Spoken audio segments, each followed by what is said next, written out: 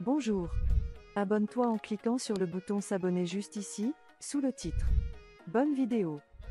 À Monsieur Vogetta, par exemple, puisque vous dites que vous êtes complètement adepte de la communauté de Booba, puisque vous êtes pirate un jour, pirate toujours, c'est marqué dans votre bio. Oui. La communauté de Booba qui est donc aujourd'hui à mes trousses avec plus de 100 000 menaces de mort. Aujourd'hui, vous en faites partie de cette communauté, ouvertement. Vous préférez, en termes d'exemple, moralité, adhérer aux paroles des chansons de Booba qui sont complètement sexistes et ignobles et qui encouragent la haine et la violence et le meurtre. Ou vous préférez une personne comme moi qui vous a jamais rien fait et je ne véhicule jamais de haine et de violence sur mes réseaux sociaux et peut-être je suis botoxée, mais en tout cas moi mes valeurs c'est pas la violence et c'est pas la haine. Écoutez madame, en fait je pense que vous prenez le problème à l'envers. Je pense que les gens sont venus me chercher.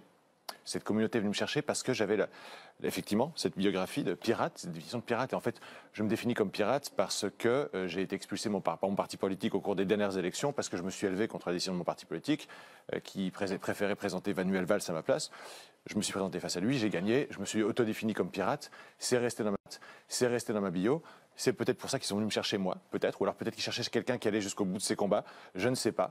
Toujours est-il que j'accepte d'écouter les personnes qui m'interpellent. Je suis allé au fond du problème. J'ai trouvé effectivement l'évidence de certaines arnaques, de certaines victimes qui existaient. À partir de là, moi, je ne veux surtout pas pipoliser. Je ne veux pas prendre position. De toute façon, il s'agit de faire le procès de personne Twitter tous les jours en retweetant les tweets de Booba. Je retweete. Je les ai. Et vous avez fait des commentaires, si vous voulez, je peux vous les lire, qui sont assez... Si, c'est le débat, puisque j'ai la chance aujourd'hui d'être en face de vous pour une fois, et j'ai pas eu l'occasion de vous parler, mais vous avez eu l'occasion de beaucoup m'interpeller sur les réseaux sociaux, avec une meute... Si, je vous les donnerai après, si vous voulez que je les lise maintenant, mais je pense que... Non, voilà, non. Mais je vous les donnerai après. Non, mais vous condamnez le cyberharcèlement initié par Booba, vous l'avez dit tout à l'heure, en retweetant... C'est Monsieur Delaporte qui l'a dit l'autre jour. Vous le condamnez, ce cyberharcèlement? Je condamne tous les cyberharcèlements. D'accord, donc en retweetant les tweets de Booba, vous le faites pourquoi? C'est depuis ce cyberharcèlement? Oui, bien sûr. Alors, et vous avez participé à un live aussi de Booba avec des personnes dedans, donc d'une personne qui sort de prison d'ailleurs pour escroquerie, c'est marrant. Bon. En disant que j'étais protégée par l'Élysée, vous avez sous-entendu ça, vous avez dit qu'on vous l'avait dit et que vous avez véhiculé ça, mes cyberharceleurs. Or, je voudrais savoir en quoi j'ai été protégée par l'Élysée. En rien, parce que si j'étais protégée par qui que ce soit, je ne serais pas dans ma situation. Vous répondez là-dessus, et puis ensuite on va revenir à notre sujet sur les dérives et surtout sur la régulation.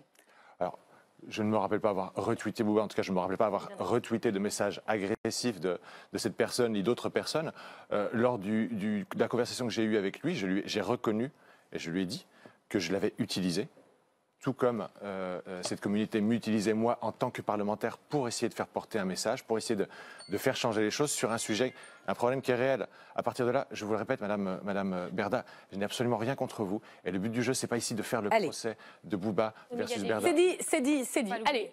Il m'a attaqué sur toute autre chose que les placements de produits. Ça a duré pendant 1 mois et demi sur mon physique, sur ma famille, sur ma religion, sur ma fille. J'ai déposé une plainte, une enquête a été ouverte. Il y a eu des arrestations il y a eu 23 arrestations en tout, dans tout ce dossier. Pour l'instant, l'enquête est encore en cours. Donc ça a placé ce dossier dans un cadre de cyberharcèlement assez violent. Vous avez dû même déménager, je crois, vos bureaux, votre domicile privé. On m'a humiliée tous les jours. En fait, 1 mois et demi après, quand il a su qu'il y avait une enquête ouverte contre lui pour cyberharcèlement aggravé, il a cherché des failles, et les failles c'était de parler de la télé-réalité, ça n'a pas vraiment pris, après c'était de parler d'autres choses, puis après parler d'un placement de produit, et quand il a vu que ça a pris, puisque c'est vrai qu'il y a eu des dérives, c'est une vérité, il s'est enfoncé là-dedans en faisant un appel à témoignage, mais sans demander de précision, c'est-à-dire qu'il a dit si vous avez été victime d'influenceurs, d'un flux voleur, écrivez-moi. Mais sans que les gens précisent est-ce que ça dépend de Magali Berda ou pas, donc voilà.